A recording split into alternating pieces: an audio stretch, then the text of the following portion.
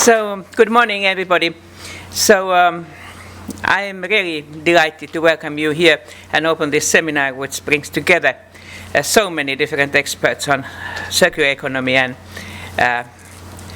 nutrient recycling. I think that you have already noticed that we have the same first name with Tarja, Halonen, and I'm very proud of that because mainly all of those who have the same first name, like me, they are about 10-15 years younger than me, so you have no risk to mix us. In September of 2015, as you remember, world leaders agreed on Sustainable Development Goals and a new agenda for sustainable development at the historic United Nations Summit. These goals set, for example, a target to end hunger and achieve food security for everyone through a more sustainable food production chain by the year 2030. I say that it was a really great benchmark, and normally people said to me that, the younger ones, that there is no excitement in the whole summit because everybody knew beforehand that we will pass these agreements.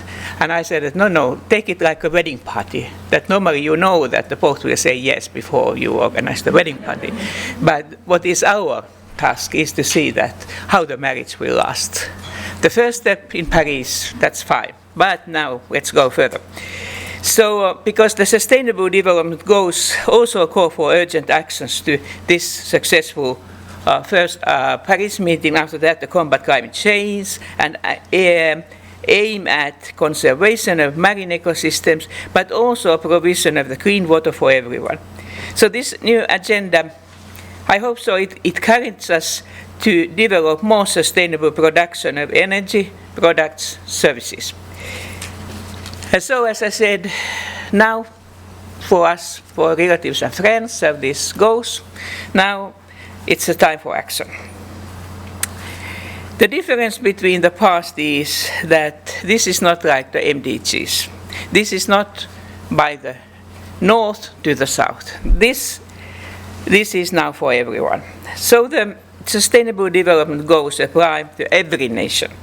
The successful implementation does not rely only on governments, what of course all my support, but also a wide variety of actors, from public sector to private companies, from NGOs to consumers, not forgetting the close cooperation with academic world. So this is the second difference with MDGs. No, this is not only watching how the government will do, but now we are all involved. So, in addition, we need to discover new ways and tools to increase sustainability and put them into action. So, circular economy and nutrients recycling offer an excellent opportunities for more successful implementation of the new agenda. So, second time, my congratulations. So, circular economy, I do hope so, and believe it's one of the keys to a more sustainable production system of the future. It enables us to see our current consumption and production patterns from a new perspective. As demands of scarce resources, I think it will continue to increase. We need to be more resource efficient, of course, in the way that we use and reuse resources. According to Sitra in Finland, only 54% of all waste is now recycled or reused. Through a circular economy, waste becomes a resource again. We have very good words that in Finnish, but you're lucky I cannot translate them. But anyway, it becomes a resource. Energy is produced by the renewable resources, and sharing of items and services replace ownership. So the use of non-renewable resources then. So that's, of course, is brought to a minimum. So, anyhow, when talking about the circular economy, we cannot underestimate the importance of our consumption habits. And that's, I always say also to the younger generation, very, very heavy. Finnish people consume more than 3 times its fair share of our planet's natural resources. Just a few days ago, it was big titles in the newspaper that now we should stop using any resources of this planet, because now the fair share of the resources for the 5.5 million, now it's used already this year. Okay, but it's the same with every one of you, I think, in different countries. So if I take an example after your excellent breakfasts you have had, so especially we need to observe our food consumption habits. In Finland, again, if I take a closest example, 400 million of kilos of food is thrown away every year, most of it in households. So the food production, transportation, and preparation cause very significant emissions. And now we, all the mothers and fathers, we can say that if food ends up in the trash, all the emissions have been produced in vain. So circular economy can also be really profitable business. Sitra has estimated that the circular economy represents an opportunity for Finland worth of even 2.5 billion euros. The leap towards a more sustainable society will, we hope, create new economic activity, boost global competitiveness, and generate what we need, new job opportunities. Those who are ready to take the first steps will benefit the most. The old saying about the early birds is now more than in place. Therefore, I'm very happy that also we have here people from the European Union side.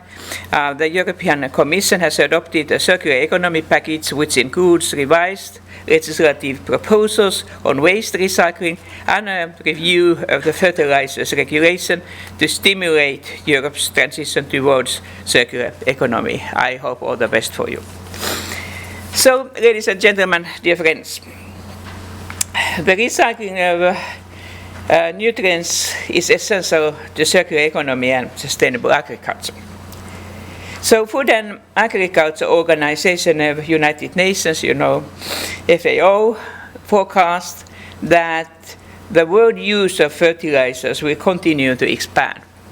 So the reason is of course very simple. The world population is predicted to rise to even more than 9 billion people by 2050. I'm also active in that side. I say it doesn't need to do that, but we think it might do that. This 9 billion people.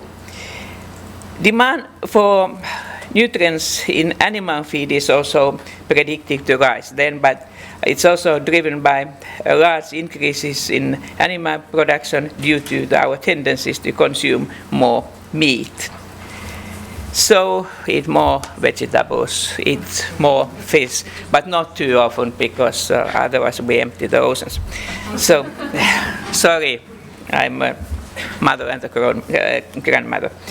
So a current food production system relies heavily on the use of the mineral phosphorus. The world mineable reserves of phosphorus are very limited. So current production of phosphorus is concentrated, as I think you know, in very few countries, mainly Morocco, China, and USA. So the only phosphorus sources in the European Union are in Finland, earlier owned by us, but now owned by Norwegian company Yara, which is almost in EU, but not quite. So the European Commission has added phosphate rock to the list of 20 critical raw materials for which supply security is at risk and economic importance is high. So industrial nitrogen fertilizers are produced out of atmospheric nitrogen, and their supply is therefore guaranteed. But the production of these fertilizers requires large amounts of fossil fuels and hence contributes to climate change. So nutrient recycling can also help us combat the problem of eutrophication of waters. And when you see from the window, you see the first bays of the Baltic Sea there. but don't try to swim yet. It's too cold. For you, not for us. So excessive nutrients from farming and wastewaters run to water bodies, creating the threat to water ecosystems and sources of drinking water. The Baltic Sea, as an example, is particularly vulnerable for eutrophication. It's very low. Although the countries around the Baltic Sea region have successfully reduced point source discharges, diffuse sources, for example, from agriculture, remain very for the improvement. It's very, very big challenge. So for Finland, of course, we always call that Helsinki is the daughter of the Baltic Sea. You might see the same wording by the Tallinn or some others, but anyway, for us, Helsinki is the daughter of Baltic Sea. So for Finland, the whole protection of the Baltic Sea is among the priority issues. In the Baltic Sea Action Plan, Helsinki Commission, so-called HELCOM, has set ambitious nutrients reduction targets for each country, and we have to do our utmost. So otherwise, it doesn't work. Utmost is to have the plan implemented. The reduction of phosphorus is challenging, especially for Finland. So the state of our coastal waters requires reductions that are greater than the reductions agreed in HELCOM. So we have to be very active in that.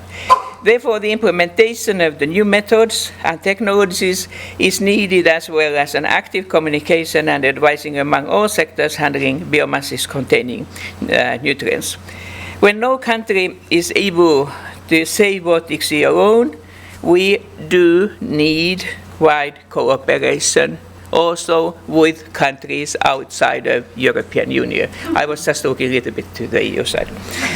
So thus, reducing the use of both nitrogen and phosphorus will be important for environmental sustainability. Nutrient recycling does not only help to protect the environment, it can also save money. Purchase of industrial fertilizers is costly and their prices fluctuate. Therefore, the recycling of nutrients can increase the profitability of the whole agricultural sector. And I think this has considered to be very, very important also in EU Commission.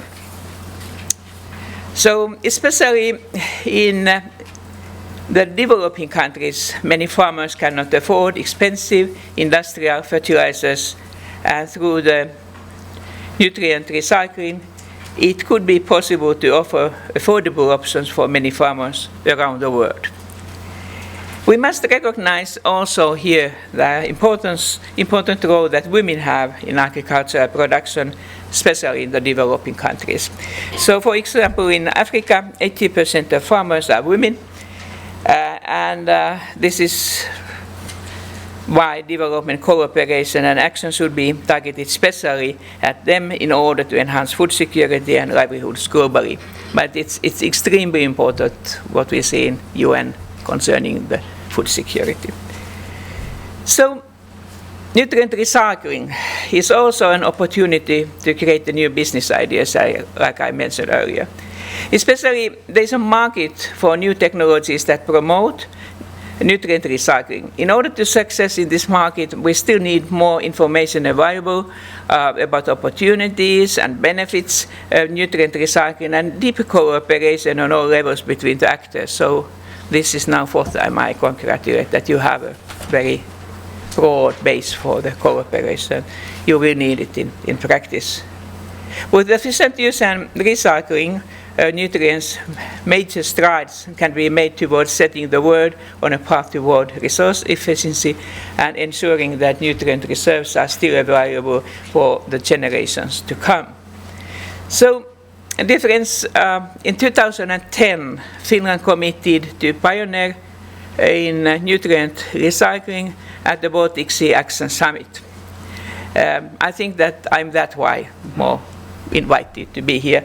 I was president of the Republic at that time, and was really happy to announce this outcome of the summit, because this was the very first time when the politicians gathered together here in Helsinki. And I can say that the political situation was not too good either then. The current Finnish government now has targeted one of its key projects to meet these goals.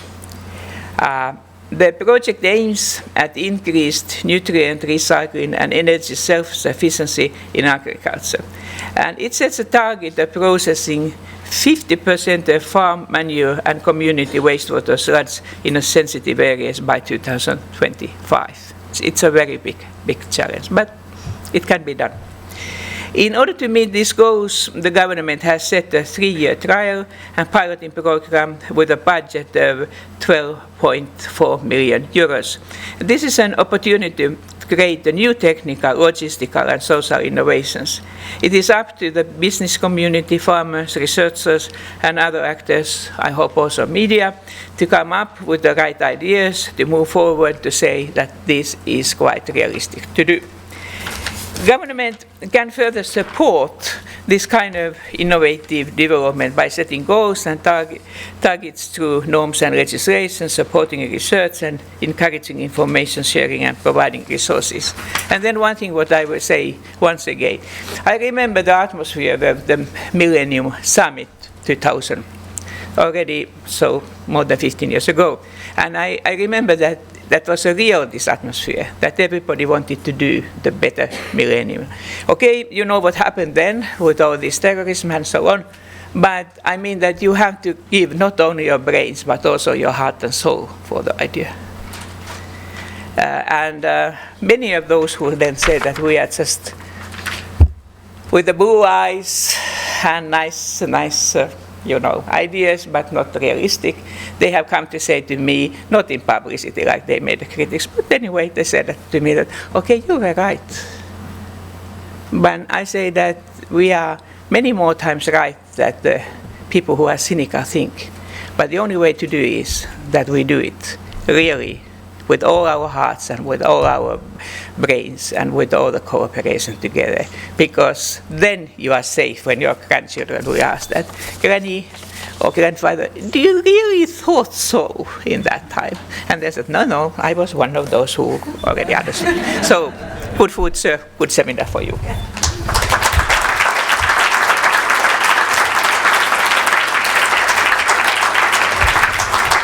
Thank you very much, President Halonen, for those really encouraging words, and thank you for pointing out that we all can influence circular economy, and we all have a possibility to, as a consumers, to make choices and do our part. I would like to now ask if there's anyone in the audience who we have time for a comment or a question for President Halonen. I will sit and listen. Yeah, I'm ready to answer. But Okay, is there anybody who would like to? Okay, there. Can you bring the microphone? Thank you. Do you hear me? Yeah. Okay. My name is Kai Kaatra. I'm with the Ministry of Agriculture and Forestry, Finland, and I've been working with transboundary water issues cooperation also in my job. I'd like to thank you, President Halonen, for the encouraging words you gave, and maybe widen a little the discussion, as we know that you have been much engaged with sustainable development issues and also the issues linked with social development and security. And speaking of the Baltic and the situation today, the increasing tension in the Baltic area, may I ask you, do you see links between what we are speaking of today, circular economy and recycling of nutrients and decreasing the nutrient load of the Baltic and decreasing hopefully the eutrophication of the Baltic Sea and these more political issues. Yeah, very much, of course. If I go there, I'm moving. So yeah, when we made this summit for the Baltic Sea, so everybody said to us that it's just a good idea, but quite crazy to implement.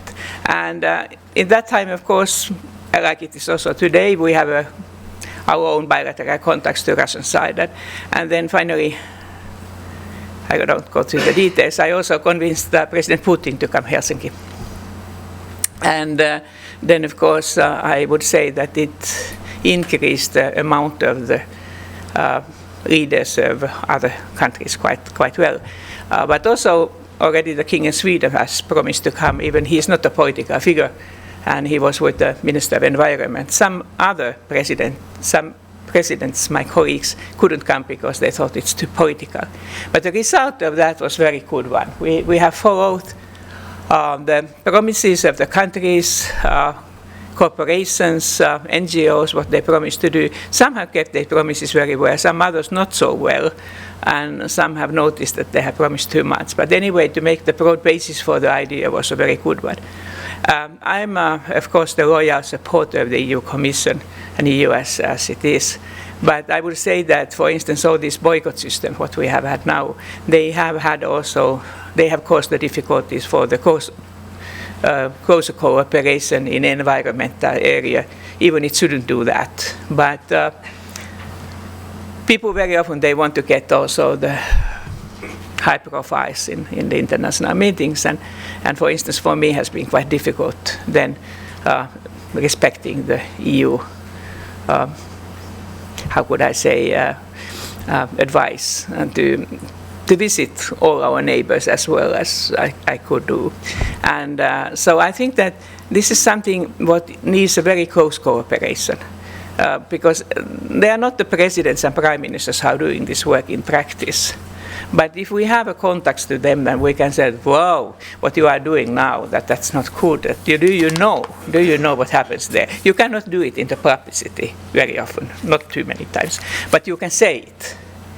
And that's why I always encourage every one of you that keep contact to all kind of people, because you might need them to say that, in the matter of fact, the issue what you have now, these business ideas you have, that they should look at once again with the sustainable development. You know that it takes time, but it will be good for the future. And that's why I do hope so that now when I heard, funny to say, this morning that Russia and NATO is discussing, I hope that they will get also the positive impact for all kind of the sectors to speak frankly, but also to have a close cooperation concerning the things what we need is important. Like I always say that the Baltic Sea cannot wait that all the crises of the world have been solved. In this company I say that try to use always your contacts, obeying all the common decisions, but also to seeing that, for instance, the environment issues are such kind that we need the eyes and ears and to see and watch and to be very much in such kind of the cooperation, what is not normally thanked in the publicity, but then we can do that. People don't do the stupid things for the short side benefits. Thank you. Thank you, President Halonen.